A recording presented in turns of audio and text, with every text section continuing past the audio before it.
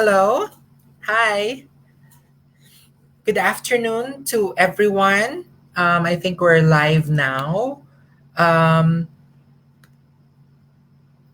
yes. So I hope your computers are or your connection is okay. And let me welcome everyone to our second live sharing session today.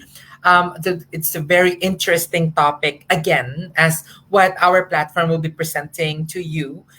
This is the classification of others in Nepal, the trans lived and travel experiences with gender O documents. Yes, this is going to be a very, very interesting discussion, but we'll also make it very lively, spontaneous, because our special guest for today, our speaker, is also a very good friend of ours. So, but let me introduce myself to everyone.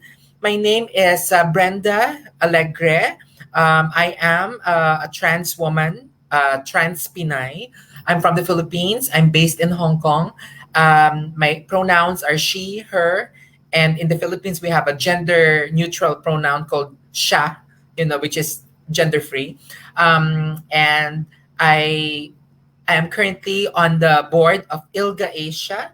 I'm also on the World Steering Committee, Women's Steering Committee of ILGA World. And I'm also on the board of STRAP, the Society of Transsexual Women of the Philippines. And I'm currently a lecturer at the University of Hong Kong, Gender Studies, where I am teaching a couple of gender studies courses like Trans Asia. So Trans Asia talks about being trans and transness in the Asian context. So including this particular topic that we will be talking about today. But aside from being your moderator slash MC for today, I would also like to talk to you about our platform. So our platform that hosts our session today. And this is LGBTIQ plus Tourism Asia. So LGBTIQ plus Tourism Asia is a platform where LGBTQI communities and hospitality and tourism businesses or industry in Asia connect with each other. So we bring everyone together. We advocate for LGBTQI plus inclusiveness and friendliness in travel and service settings, that everyone can enjoy their true selves without any discrimination, prejudice, and mistreatment. Please follow our upcoming activities and reports on our Facebook page, Facebook group. We're actually currently live on Facebook as well on our page. And also follow us on Instagram, our official Instagram page, and our official LinkedIn by typing LGBTIQ Tourism Asia. So that's one word. That again, I'd like to repeat, it's Tourism Asia. So for now, please help us by sharing our live streaming to your wider audience and share it with your friends. And our session will last for 30 minutes only, and we will also have some more sharing and Q&A session for another 15 minutes. And I'm pretty sure you're going to learn a lot and you'd be very interested to ask some questions. And don't be shy. I would like to remind everyone who's watching that our space should be a safe space for all of us. So as we are trans people here talking about our lived experiences, please kindly respect our space. Keep it very safe for you and me and for our guests, of course.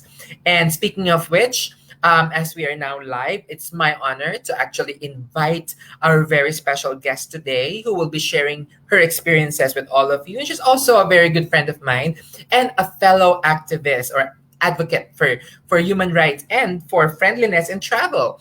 And so we have Rukshana Kapali. So Rukshana Kapali and her personal pronouns is she and her, is currently, and she's been the executive director of Queer Youth Group that is based in Nepal. And I will also be asking Rukshana to tell us more about herself. Okay, so now, Rukshana, I leave the floor to you to tell us more about yourself and about your organization. Hello everyone. My name is Rukshana Kapali. I'm 22 years old. I'm from Nepal. I'm a trans woman, and I've been working in the sector of SOGIESC rights since many years now, since 2016 now, and I've been particularly very focused on legal gender recognition right now. Currently, um, the group I work with, youth group, is basically works for SOGIESC rights, and we formed as a loose network in 2018, and we registered ourselves as a registered organization in 2020 August. So it's a very recent phenomenon.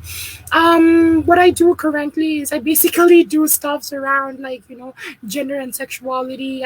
I'm very focused on creating more content, especially in local languages. I do write in English, but at the same time, I am more focused on writing in Nepali and Nepal Bhasha, the other languages that I speak and know, because there is very little content in our local languages to understand and to make people aware about SOGIESC issues, and also because the government does not use English as an official language. So, of course, we need more content in the official language to also sensitize and create resources for government stakeholders to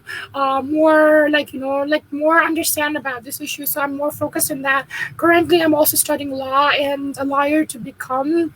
I'm also doing linguistics, which is quite sort of doing two bachelor's degrees at the same time. It's Wow. exhausting. Yeah, you have time to do all of these things. Right. I do. A Yeah. lot of different things that I should probably not say here. So yeah, that's all about my study and work.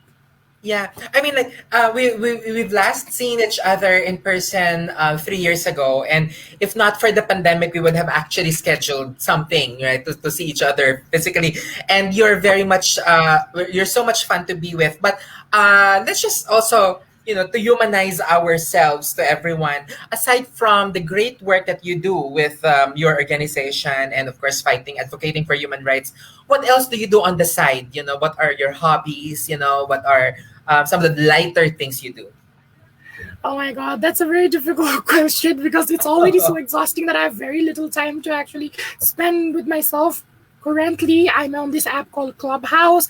This app is literally blooming in Nepal, and I usually basically waste my time there. Going to all these different groups and chatting with people, and I have made a lot of new friends through Clubhouse, and it's been an amazing experience currently because yeah, I'm locked down inside my room every day, and then it's sort of given me a space, just to have fun and just to not think about work and yeah. So that's what I'm doing right now, Clubhouse. Okay, so thank you, Roxana. And then let's get to the meat, of also of our discussion. And let me ask you our first question. And this first question also establishes, the situation of Nepal. So you and in the context of Nepal. So can you tell us more about your lived experience as a transgender woman in Nepal? And tell us also, describe to us as well the situation, the social situation for trans people in Nepal in general. um in general, the social situation for trans people is not really good, not good at all. There are a lot of international medias who have portrayed Nepal as an international, sorry, like a global beacon for LGBTI rights, which is very problematic because it really ignores the ground social reality that transgender people are facing in our everyday lives. So whenever international media is saying, oh, Nepal is very friendly for transgender rights, oh, Nepal is a very friendly country, I feel so pissed off with those people. At least come and ask to us what we're experiencing rather than making some superficial observations and making conclusions based on that. I would say my lived experiences in Nepal, I have a very tough time doing a very even a basic thing in my life. So So it's not a very good situation here. Socially, you're subjected to stigma, you're subject to discrimination and harassment.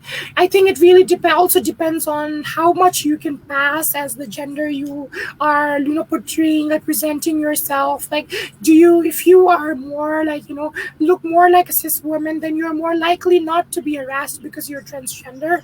And if you're more like clocking, and if you're more visible as a transgender person, then you're more likely to get harassed. And it's just like every day, it's everywhere. I don't think like there is a single day if I step out of my house and I've not felt harassed, or I've not felt like, people at least looking at me in a very different way.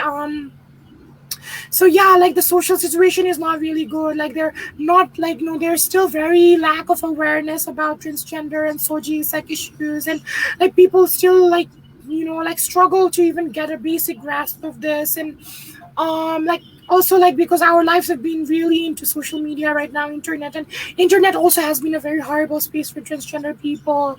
Like also like these spaces like Clubhouse, Facebook, there are a lot of like transphobic things that are going on around. And yeah, I mean, like I would, in conclusion, or like to sum up everything, I would say like Nepal is yet has a long way to go for social acceptance of transgender people. So there seemed to be like a disparity, right? I mean, like people, you said it, you captured it well, when saying that other people are able to describe the social situation in Nepal without really understanding and having a clear grasp of what's really going on, especially from the point of view of trans people. But for others, they might feel that since there is a gender recognition law in Nepal, so does that mean that the gender recognition law somehow is not as useful in terms of the cultural reaction of people towards trans people? I mean, this is another problem because, like, the media really misinterprets that Nepal has a gender recognition law, but Nepal does not have a gender recognition law at all. I have a whole, like, a research paper or term paper that I wrote for my university regarding gender recognition law of Nepal. If anyone needs it, then I can, like, you can reach out to me. But to summarize this whole long paper, that the research that I did, Nepal does not have a gender recognition law. It's a very widespread myth about Nepal that Nepal has a gender recognition law because of the Supreme Court verdicts that have been ruled. I mean, like Supreme Court verdicts have been like comparatively progressive in terms of like ensuring, like Supreme Court has ruled that there should be more than two gender options available. Yes, Supreme Court has ruled that gender identity is a subject of self-determination as not determined by society or any medical procedures. Yes, it's correct. Supreme Court has also asked, like, ruled the government to ensure gender recognition. Yes, but there are no gender recognition laws in Nepal. For instance, let me give a very short grasp of how documentation works in Nepal. The rule of documentation is very conservative and rigid in Nepal. For example, there is a child is born, then within 30 days of the childbirth, one is supposed to do a birth certificate of the child. So the child is given a name and the child is assigned a gender, right? And then, like, you need a birth certificate to enroll in school. Like, the schools won't enroll a child if they don't have a birth certificate, and they use the name and the gender that is written in the birth certificate. So you cannot use, like, enroll a child in school who, like, with a name or a gender that's different from that's written in their birth certificate. Now that determines the how what your name is going to be in school, and it's going to remain the same until you pass the 10th grade. So the 10th grade is like considered as like the end of your school. So basically, your educational certificates will also be issued on basis of the name and gender that's written in your birth certificate, because you have to present. There is a board examination that's taken at the end of the grade 10, the 10th grade, and then you have to present your birth certificate along your registration form. So you cannot fill in your registration form with a name and gender that's different from your birth certificate.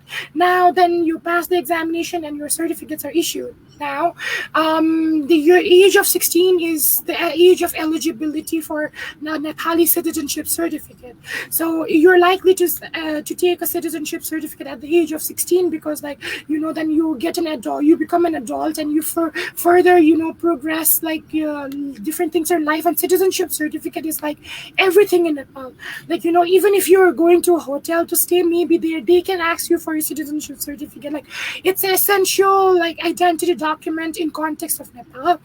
So for the form that you are going to fill for citizenship certificate, you must fill the name and gender that is written in your birth certificate, because you have to present a copy of your birth certificate and a copy of your, like, school certificate. So if you're filling a form, like if you're applying for a citizenship certificate and your name and gender you're going to write it differently from your birth certificate, you're not going to get it, because it's mandatory to like have all these documents, a congruent name and gender marker.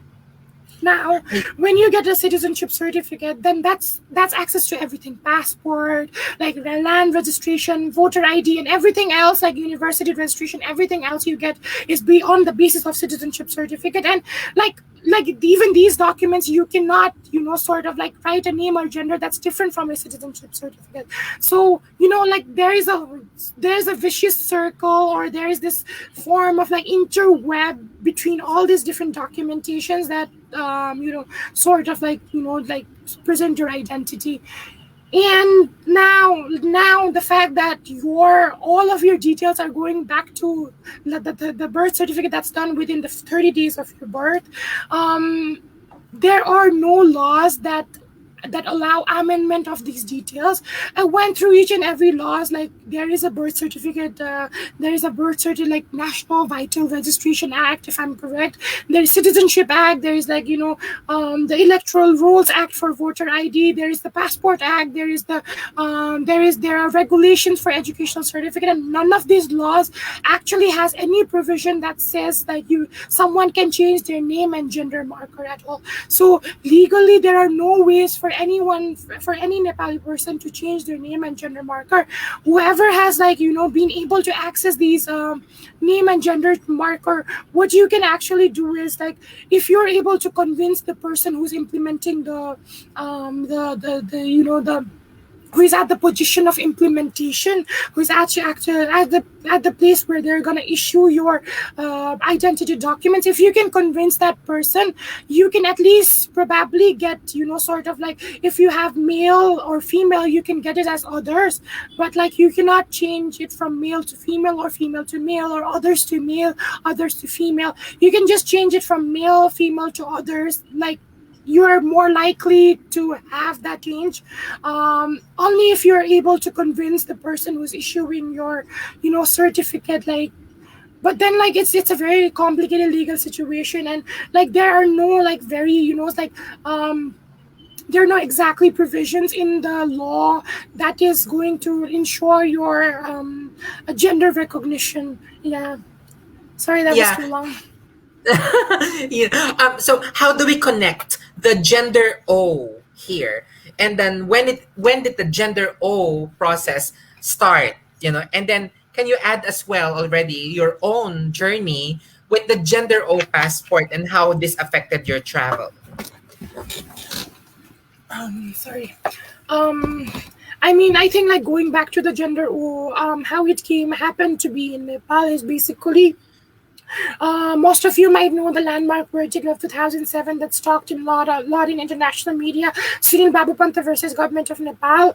I know that it had a lot of positive impacts and positive outcomes, but at the same time, I would call it a verdict with complex legacy.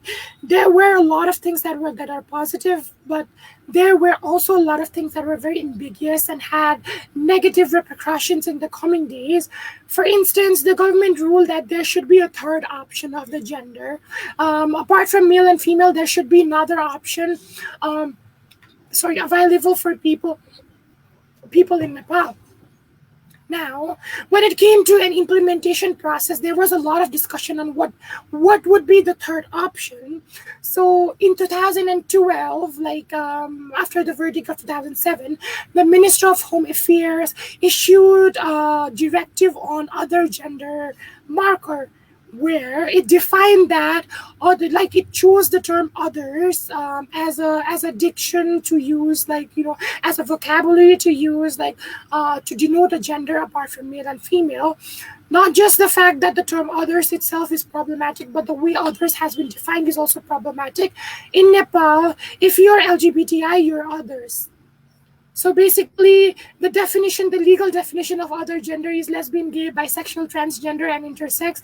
And then the Nepali vocabulary used for so the legal piece has like Nepali word and in bracket the English word. The English words that have been used are lesbian, gay, bisexual, and transgender. But then they're also for example, in bracket they've written the English term transgender, and then in Nepali they've written the term third gender. And then all these different terms of lesbian, gay, bisexual, they've the Nepali term that is being used is portrayed these as gender identities. So basically, that there is no distinction between sexual orientation, gender identity, and sex characteristics, and LGBTI has been boxed as another gender, which is proved to be a very huge issue that we're actually trying to fight, and we're actually trying to remove this policy from the legal for this legislation completely. This is how the whole other gender thing came up to be in Nepal. Yeah, that's how it started here. And because the term others has been used, so in 2012 people started getting citizenship as others. And it was only 2017 when government started issuing passport as others. So from 2012 to 2017, people who received citizenship certificate as others, because your passport is based on your citizenship certificate, they were not allowed to travel abroad apart from India, because they didn't get a passport. They didn't have an option to choose from. So from 2012 to 2017, they didn't get a passport. Around 2016, probably. Sorry.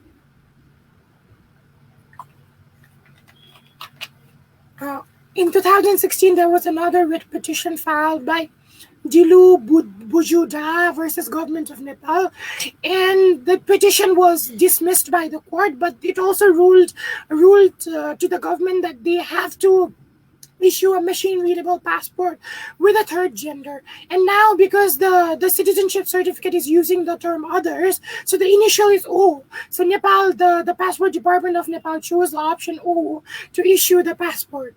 Now, the problem with the O passport is that it's not even read in the Tribhuvan International Airport of Nepal.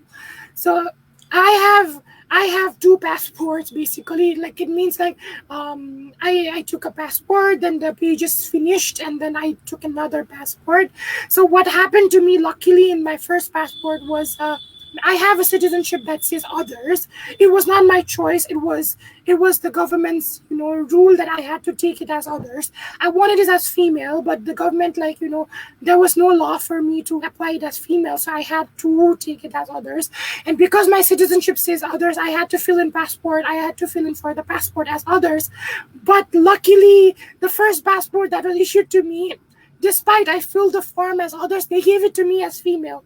I was happy with having that passport, and for a long time I really used that passport as my major identification document, because wow, this passport has had female in it. Traveling with that passport was not difficult for me at all. Having female, and there was not barrier at all. And then the pages of the passport finished, and then I had to take for another passport, and that was when they got into they really skimmed into my citizenship certificate, and they said, oh, it's others, so we're gonna give you a passport as others. And I didn't argue much with the government stakeholders, because again they also have their hands tied because of the law. And I took the passport as others, where I didn't have a choice apart from that. And the problem is, since I have started traveling with the passport from others, like my traveling nightmare started. Um, when I check in Tribhuvan International Airport of Nepal, there's the check-in desk with the airlines, and like every time I go, like they're gonna like do my passport in the machine 3 5 times, and they would look at me and they would look at the passport, and every time I go, they would call their other staffs and they would talk about my passport, and like I hear them whispering about like, oh, what does it mean by oh, or like whispering like among themselves, and that's when the check-in decks, and then I travel, like go upstairs, and then there's the immigration decks, and every time in the immigration decks, every time I've traveled with an old passport, there's always an issue. There's always been an issue because the immigration decks cannot read the passport that says oh. So every time, like, there's this immigration officer, like, doing it multiple 5 6 times, doing a ping ping ping, and then looking at me and then like asking me questions like, oh, what does it mean by others? So what are you actually? And then like then they take my passport to a higher officer in the room back there, and then like then again, like they started having conversation there, and in the middle of conversation, they like keep on looking at me and stare at me and like take a glaze of me from top to bottom, and then like most of the times they ask me to fill another form, like a declaration form. I don't know what that declaration form, I don't remember what exactly was written in the declaration form. They basically asked me to fill another form, like just in case. I don't know what that means, but and like that's always an issue. And they like every time, like all my other friends that are traveling with me pass through the security check, and then I become the person who is like waiting at the immigration desk for more than 20 minutes and all. And yeah, that's just my experience in Nepal. And let me tell you, like, to other different countries that I've traveled.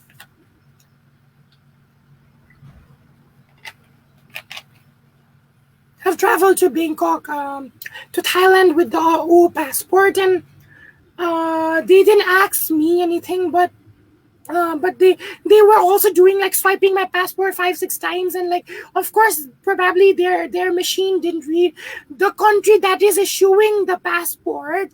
Their own airport is not reading their own country's passport. How would another country actually read this, right? So like in Thailand they were like also doing it multiple times. They were calling people, and they were like talking around, they were speaking in Thai, and but I could understand them saying like oh, like in the middle of their conversation. So of course they were talking, like assume that they were talking about like the written in my passport.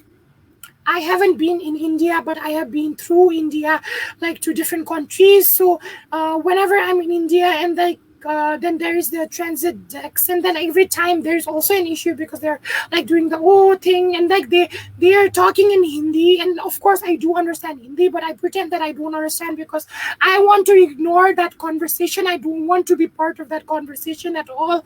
And then like there's always this very weird look to me just because of that passport.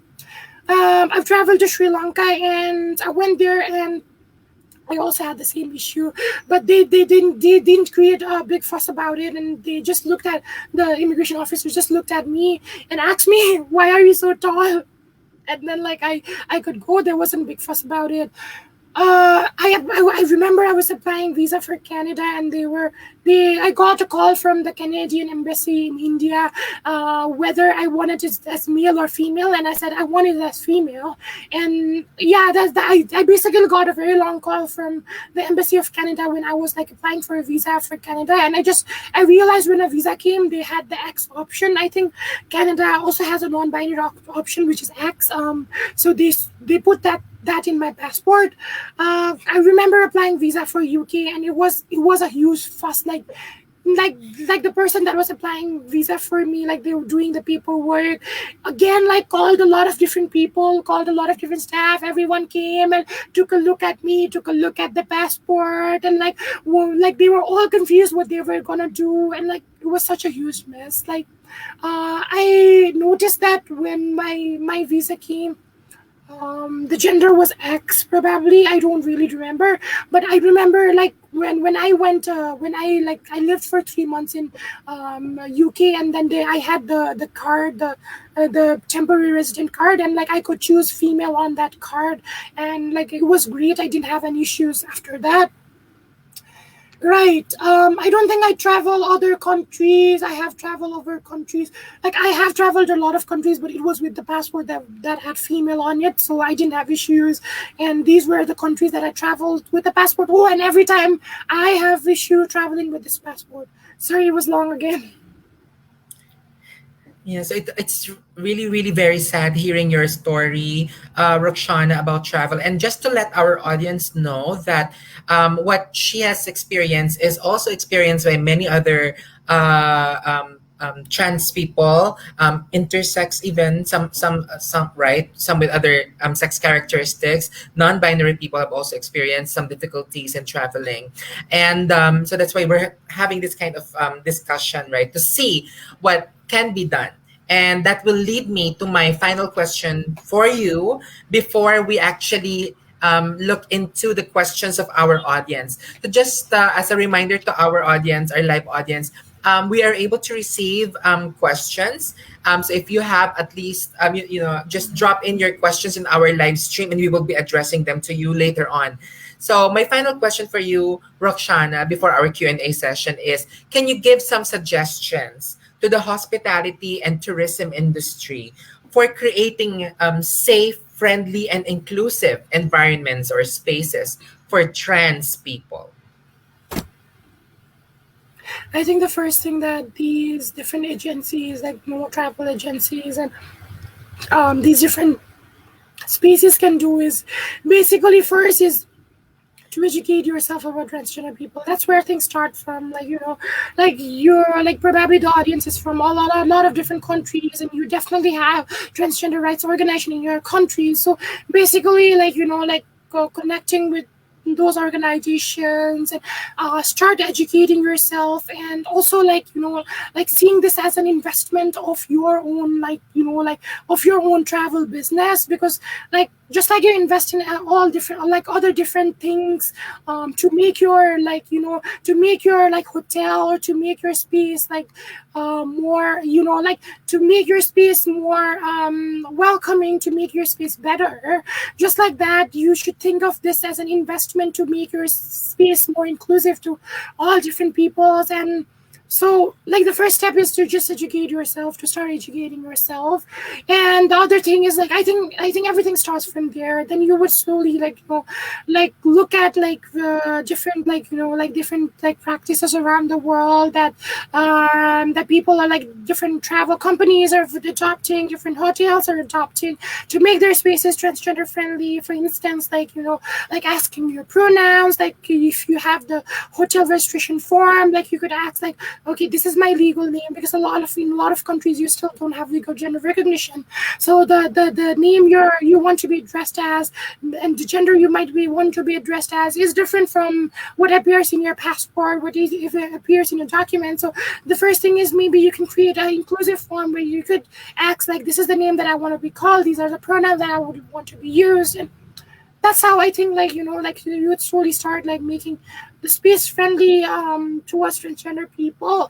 I don't have anything like, okay, you do this, then it's your space is going to be very transgender friendly space, because it's a learning process, and it's a growing process. It's not a one time thing. Oh, I've done this now my space is very transgender friendly. It's not like that. It's basically that it's learning process, and like that's how you need to get yourself involved, like so that you can make your space friendly to trans people. Yeah.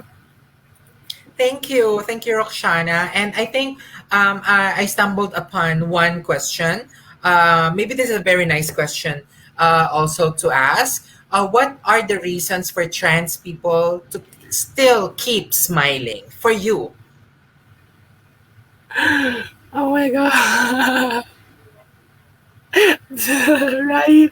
I have no idea. I think it's the only hope for us to keep on going. Like, I mean, there are definitely a lot of difficulties that we face as transgender people, but like we we still cannot lose hope, because what we are doing is definitely creating change, and we're not going to see change overnight. It's definitely going to take time. It's like, probably, I think probably what I like we're doing in our generation is going to help the next generation that's coming up. So that's what makes me keep going. And what I am doing, I believe that will help a lot of other transgender people, at least in Nepal, at least like to a lot, to a certain extent, and that's what keeps me going. So this is the reason why I still keep on smiling. Yeah, I would like to add to that, and I would also like to answer that question. There's always a reason to smile, like, yeah, Roxana is about, I'm about twice, maybe more than twice Roxana's age. And for me to actually see, some progress today, it's not ideal, of course, but because there is this law in physics that for every action, there is a reaction. So for every amount of progress we take, we will be pulled back, not by us, well, not usually by us, but by countering forces, right? Because of the kind of society that's built around us, the patriarchy, the colonialism, right? The heteronormativity that's deeply reeking into our societies.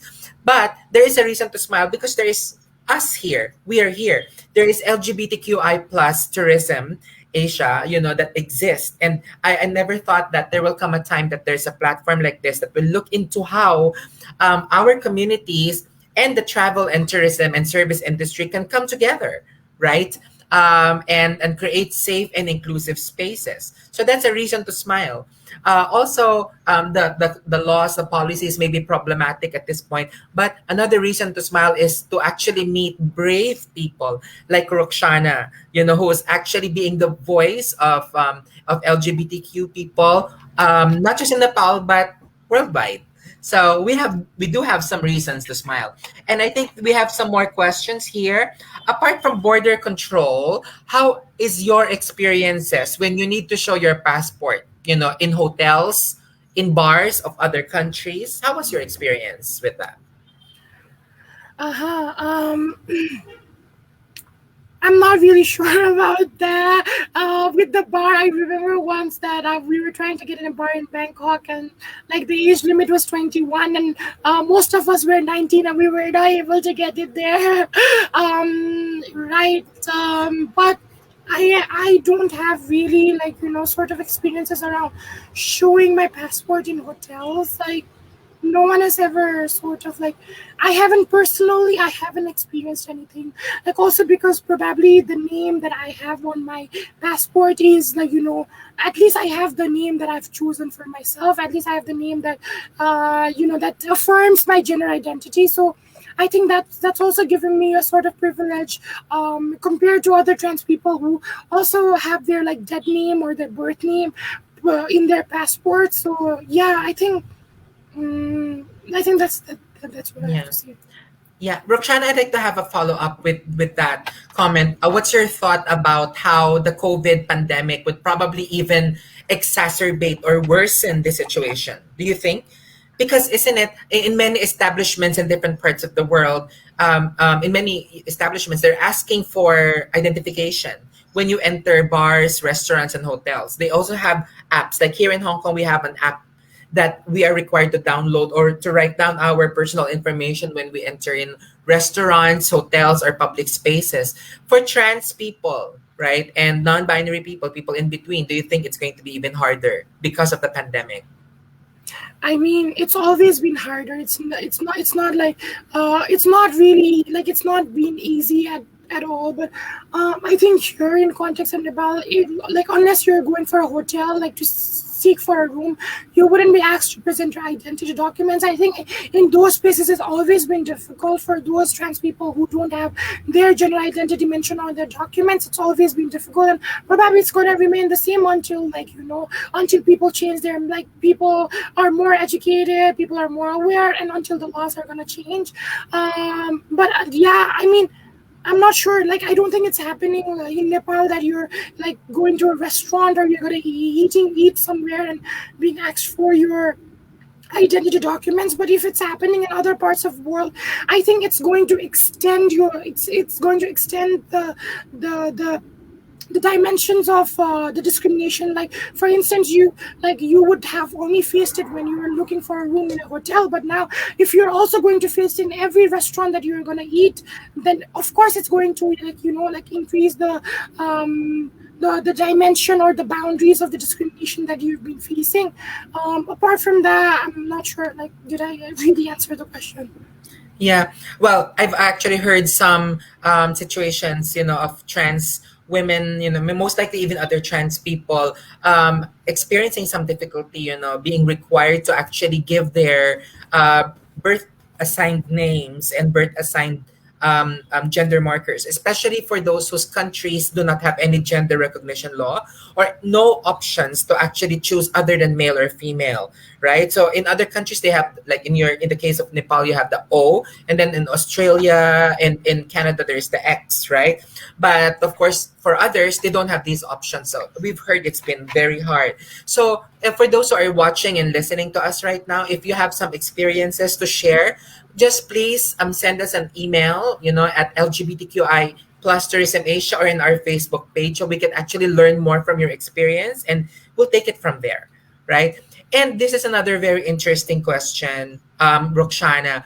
How strong is the class element in relation to the treatment of trans people in Nepal? Example, would an educated, articulate, and intelligent trans woman like you actually be treated better in public than a trans woman who is not? um I mean, I think the term intelligent would be itself very subjective. I know the intention of the question. I think, like, like, I wouldn't call myself more intelligent than someone else. Like, I think like there's more to unpack with the term intelligent. But the intent of the question is basically like, when you appear to someone as, like, if I'm dressed up, like, like what would be in society called a hi-fi, and like there's a term called tip top here in Nepal. Like, you're basically well dressed, well appearing, and probably you pass more as a cis woman. And then, like, of course, like education, like basically, I think people would judge you if you would, like, speak Nepali language by mixing a lot of English words and in a very, like, sort of American kind of accent, Yes. like all these different, like, stereotypical attributes that portray you as someone who's quote unquote educated, quote unquote intelligent. Then of course that does buy you privilege. That does mean, like, that does not mean that you would not be treated like differently because you're transgender, but that does mean that you would be, like, you're more likely to face less discrimination than someone, like, probably who may be appearing in traditional dresses, or like who would be, like, quote unquote, like, be appearing as a poor person. So of course the class element, like, whenever we're talking about transgender people, of course the class element, the caste element, like, the appearance, your skin color, all of these intersectional dimensions have a lot to play.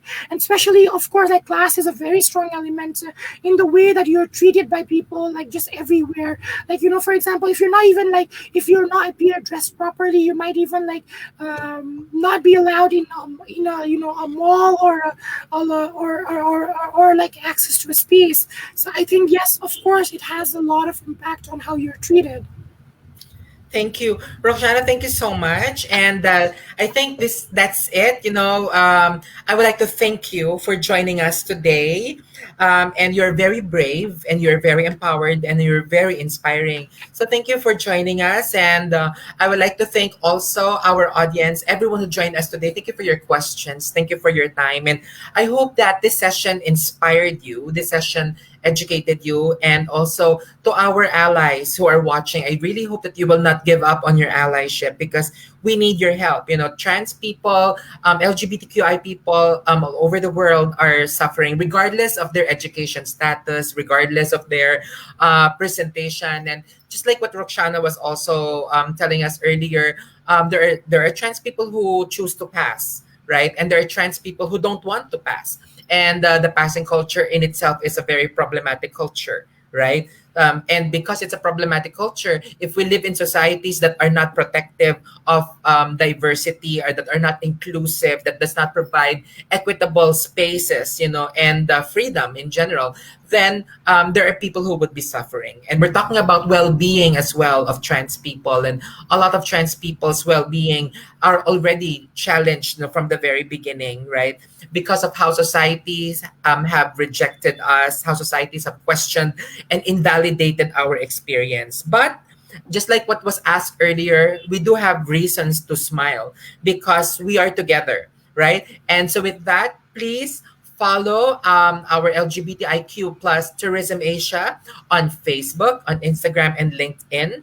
And please do send us your feedback, ask questions, and give us some more suggestions on how we can help our LGBT community and our travel and tourism industry join forces so that we can really create a safe space for everyone. So there will also be a recording of this session today, and just stay tuned for some more exciting and really inspiring activities coming to you very soon. So Rukshana, thank you. Thank you to everyone. Happy Pride. Every day should be Pride Day. Every day should be Trans Visibility Day. Everybody should be LGBTQI day. It should be a positive experience for travel and tourism for everyone, hopefully very soon. Have a great evening. Thank you. Thank you so much. I just also wanted to see if you folks want to reach out to me, to know more about my work and to know more about the context of Nepal. Then please feel to reach out to me. Like my name is Rukshana Kapali. You can reach out to me on social media. I'm on Facebook, Twitter, Instagram. Yeah, thank you. Thank you.